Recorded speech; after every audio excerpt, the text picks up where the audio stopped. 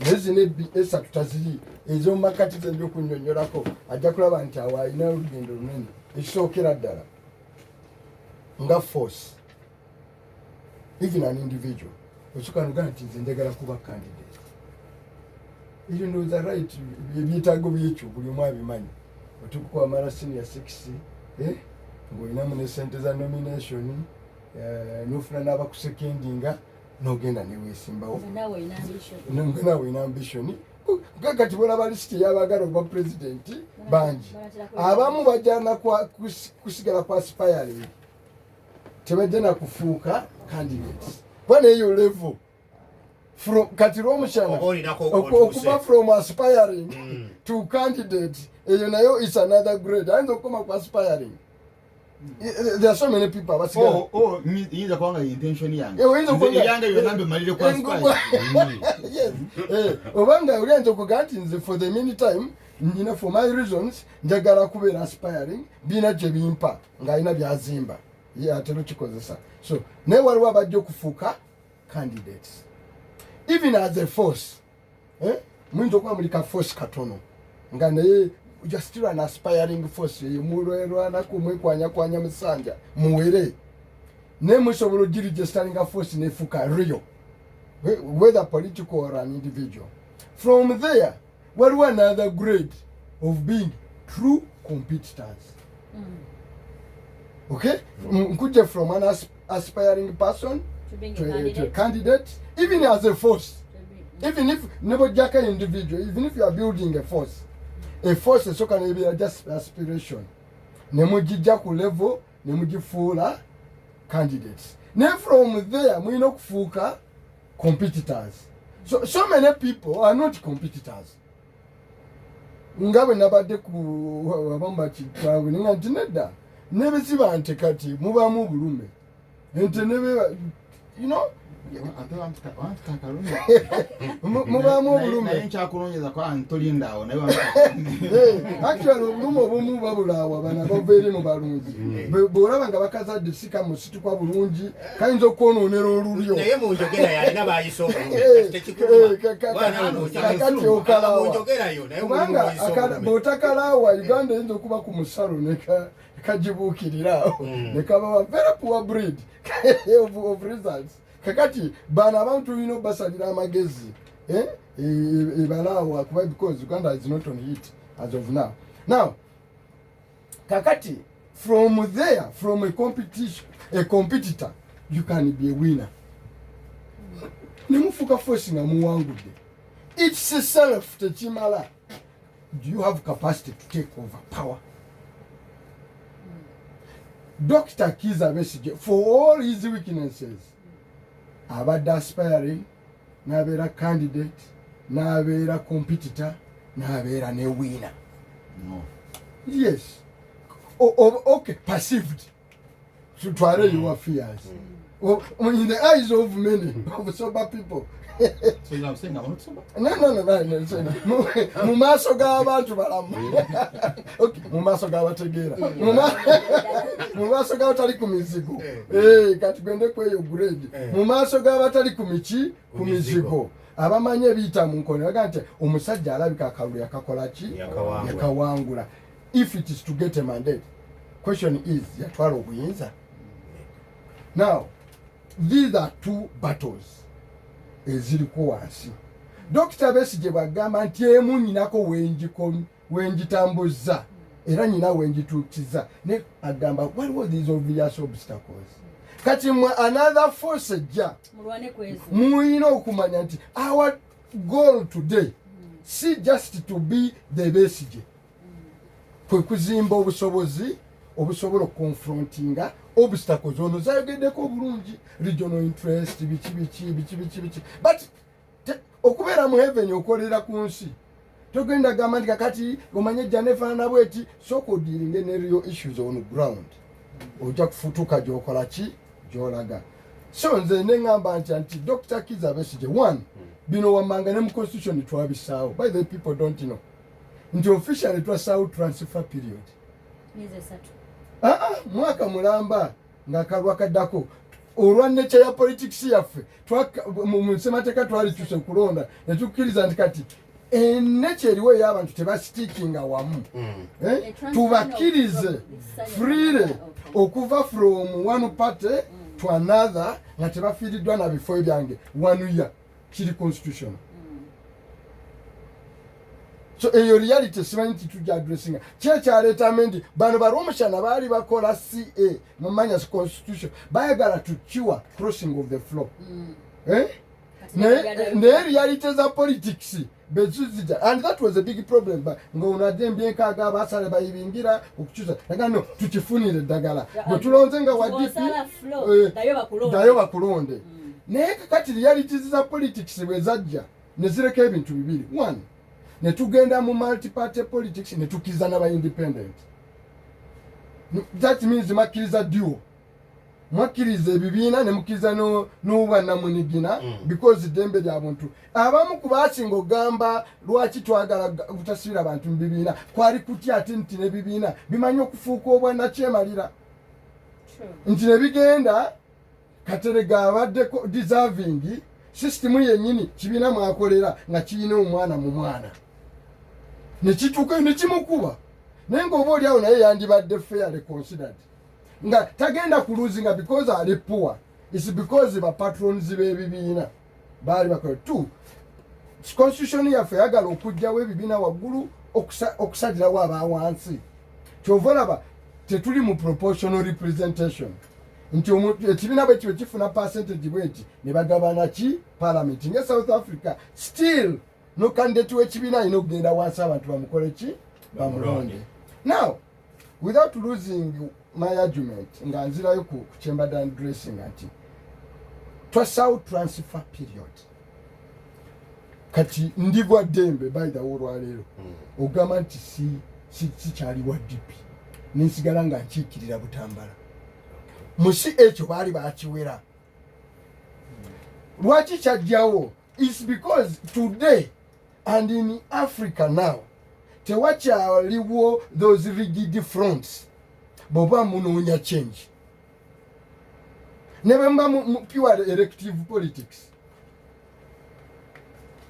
because what informs politics wa wano ngolo by the tulina shoka ndoza nti byaffe by'Abafirika twatuuse mu bazungu nga Bernie Sanders si yawange kisono ne gundi ne yani ono mulala yawangudde Biden nga bamukuba natukaga ketunatuuka ewali abaddugavu awo nange nja kuba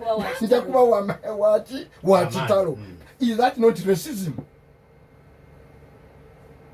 Era ne batuka nti ono ayina support y'aba Spanish ono ayina support y'aba whites kati amaanyi ga Trump olwaleero olugeragana abazungu bali piwa abeeru bagamba ono ffe twakowa abatujoga bajja mu nsi yaffe. It speaks to them. Kyova ayinza okuba akola bubi nnyo netasukkaana mu nnya buli omubeera bweti ku Paul waliwo 44 yeetakyuka. So what is this 44? You can't wish it away.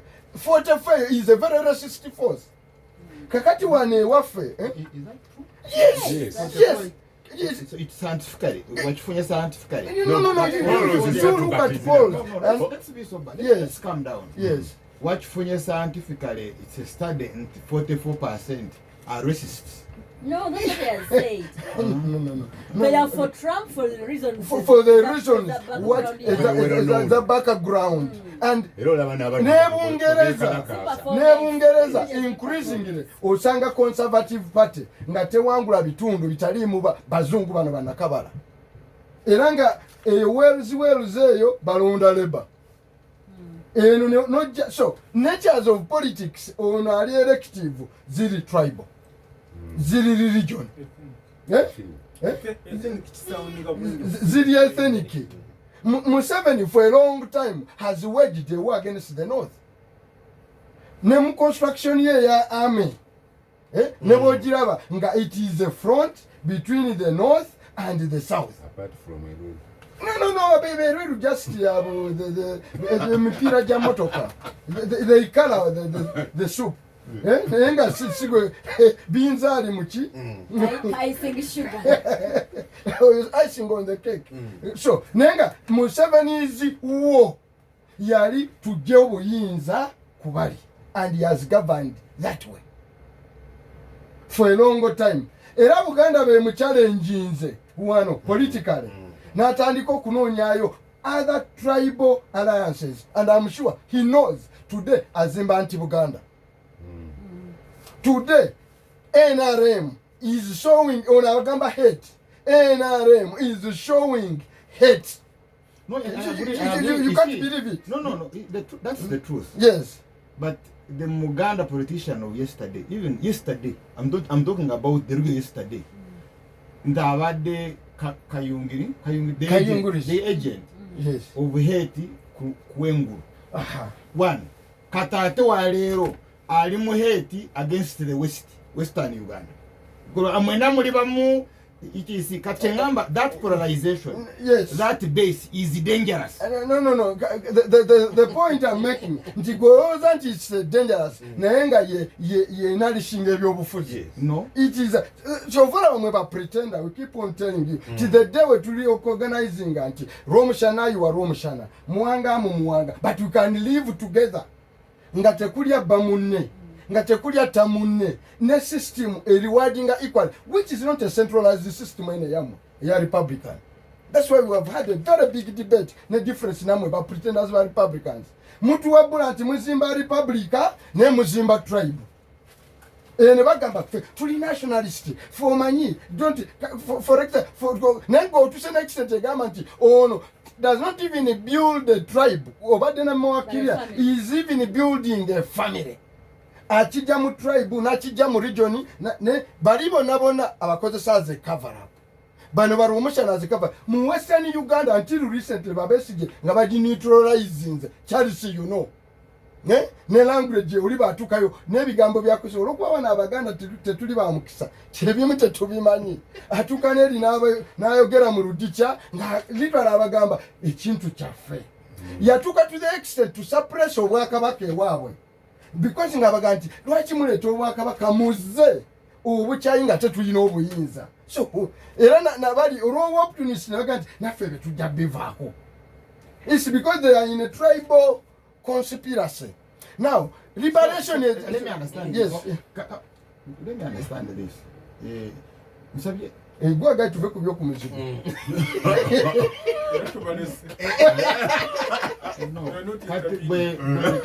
Wetuwa federation Buganda ejja kuba for the benefit of the tribe of Waganda or nange Romushana atali Muganda mu federation eyo manfuniramu. Yes, anti-Charles, Chakulema, because of the hate. No, because you are also a product of a hate. Federation, no, I'm telling you, twali namwe makerere wana. By the way, most of you, namuangula kumawanga to become president of Guild. No, and I'm telling you, this man was here, the one because of for the record, most of these younger politicians. Aisha, what? For the record, no, because you see, Sagara, namuairiza. Ye, nze sawangula ku tribe. Na wangula ku Nide. Okay. And Nide was national. Actually, Nide yali nnyo mu Eastern Uganda, Northern Uganda, than in the West. But you are one of, no, Romushana is one of the few. Abawangula ku, but the product you have in national politics, they are a product of students' tribal realignment. Yeah. Most of these people, but they were stoking hate.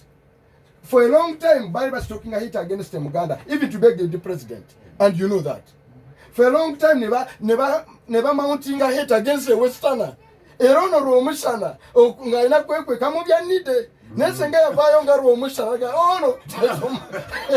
Era nawe chakuluya ogirewe. It is only recently, by the way, and the biggest contributors of Bamuntu, Babesije, Bambabazi, for whatever you fault in, is to break that politics. Nebagamba nti where there is injustice, nafa abave wa president. and mbadde nkiquestioninga abana abaganda. I don't see some of you. No mbaga abaganda mbadde bagamba nti oluusi mbalabamu akajanja kisenga oddere bafunye power simanyi nti basobola okutonoleetinga omuntu nga balina president wano n'abagamba nti mubi. Bebafunye akajanja. Yes, and that one we must cure. Mbirabi wano bandwagonism mwenda mchovala we must be very sober ku byetukola. Bano Besigye muntu baromushana bani and very many bachukaire ba you can mention ba Major Mugisha Muntu. They broke a new ground mu byofuzi bya Uganda. Could be the biggest contribution here in politics that you can be coming from the same tribe or never muntu otudde nabo otudde ne Museveni mulya nabo oliko ayikama muntu refused the ministry to be what it is. Besigye was as high as they go. Now kati lwomushana ojukira nga tuli ku radio nga ngamba nti Museveni talina kusiba Besigye. That time I was in security. No ngamba, you're even risking your job and life. Remember? Yes. Yes. Olowooza abantu bano ba Besigye sipayo bwegera ku bya North kigezi na mbinyiza munnange naye those are facts. Tolowooza nti balinga basajja ba Habyarimana abaali balabanga agonze obuyinza bugenda mba RPF nebagat over our dead bodies. Tolowooza nti it's more to Museveni taviibwako obuyinza ebugenda mu region endala. And I know Katerega, I know that has been a propaganda eyaba Museveni. Don't trust them. Don't trust them. And it is don't trust Rumshana. Don't trust Rumshana. Partly that means you will never assemble national force against this one. So no nzenze nkugamba nti nebe kibandi badde kye kituufu. Why don't I take mfa abasiraamu omuntu bwatola kyo utakimena oli musiraamu bwatola shahadu watomujukiza nti wanya kumwenge agitodda asiraamu se.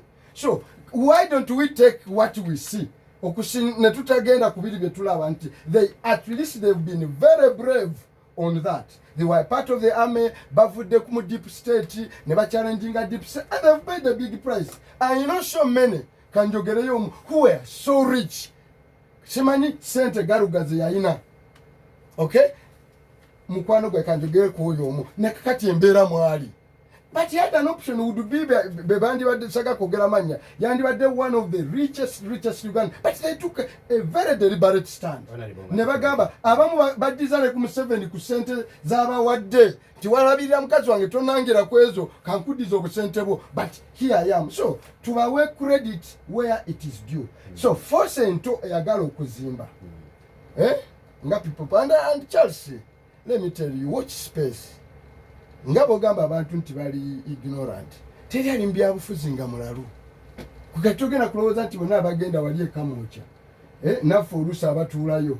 Ne bayisa bano abatulayo. Nti bonna babeera bava ku mizigo nedda. They know the reality. They know golowooza. No. Njagala okumikirizemu. Omanye bano nkuze nabo. Propaganda zabo nzani. Akade kabwako submission to the no don't mind because tugenda mu state house will give you now kumbuzugo chibade ntegeeza si yafuzi bili mbade ntegeeza conversation ne baditandise wana yes mbade nkutegeeza nti tolowooza nti byoyogeddeko bali abagenda picking up form tebamanyi two and I can tell you I'm here. Watch space in the next 2 to 3 weeks. There's going to be a big change in politics wa Uganda. So tell him muntu wanu bogenda gamba nti 3 weeks. I've given you 3 weeks. 3 weeks. So nkugambe weekends because Romshan I expect nti ochali knowledgeable but I realize nti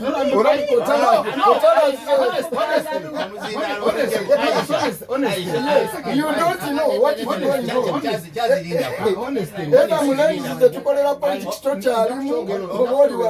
Honestly, I know what is going on.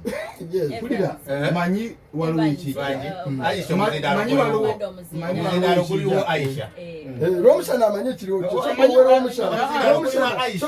Romusana wana tufunye nnyo. Soko mugamba no amanyi Aisha omuzindalo kuliwo.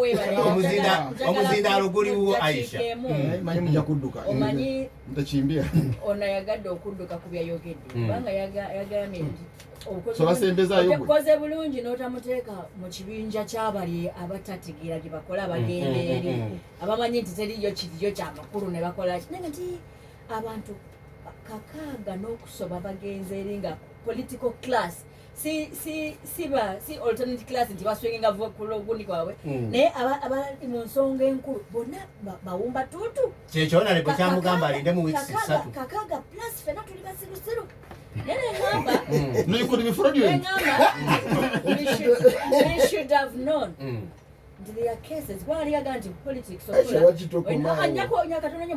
politics or either in a group kubanga party what are cases na NRM is sponsoring our candidates ata you get na genda ku case yange President Museveni kenyene na agenda in support of an opponent kukadala sikukusibya chi wane soroti yagenda in support of an independent ngane owapata akola chi wali ebyobufuzi bya Uganda never keeping factors constant timu yonga bweriyo nestuka negenda mu constituency ya Kateregga njaku Kateregga ndyafuze owabulijja talina kyali teyesimbangawo basobola omufuula ekintu keeping other factors constant.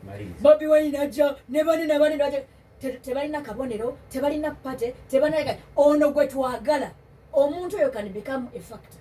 Nolwekyo abantu abagenze ekamoja amanyi g'abantu gemanyi gaffe nolwekyo abantu abagenze ekamoja si basirusiru bamanyi amaanyi g'abantu bwegali era kyebakola bakitegeera kubanga yabyogedde okunafuya n'okumalamu abaanyi nti teriyo nsonga temugendayo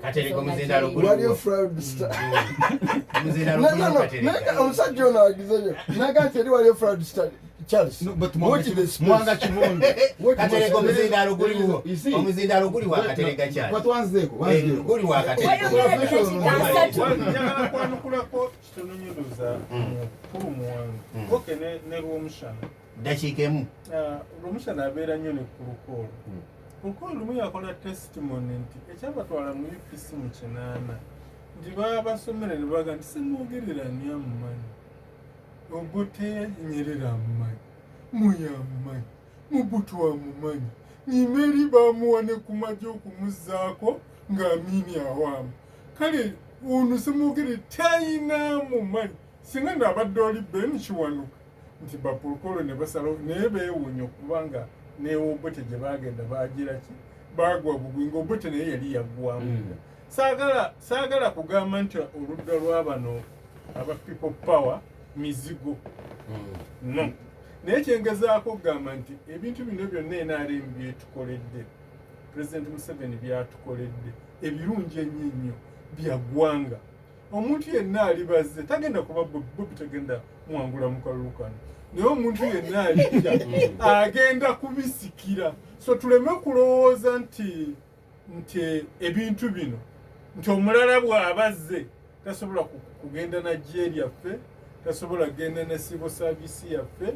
tasobola genda engeggwanga kyengamba no ekyo tabo tukite bwe tweyisa tutyo tuba tetulina njawulo ne baani ne bobote naye ebyo si byaleero byeyo mu maaso gye bweyongera maliriza ngamba nti ebyobufuzi tebiri static twamisingako nga making history okubeera mu delegates conference twalina enjawukana dipini etatuyamba twajja fuuka omulundi ogwo dipiti yaleeta meya yenna mu Kampala twaleeta owekawempe netuleeta Seya tuleeta ne bakansa ya 17 fe abajjira ate ku lubalaza netuleeta owa DP nga sipiika so ekyo ekintu kyebeerega mu kiseera ekyo tolina bw'ogiziyiza naye kati njagala waliwo aka message gyenfunye ku batuwuliriza ti munnayuganda yenna alina abantu abali mu Saudi Arabia mu bulungi oba mu bubi bagguddewo ennyonyi zijje okutuuka mu Oktoba baggalewo tebajja kukkiriza muntu kuyingirayo oba kufuluma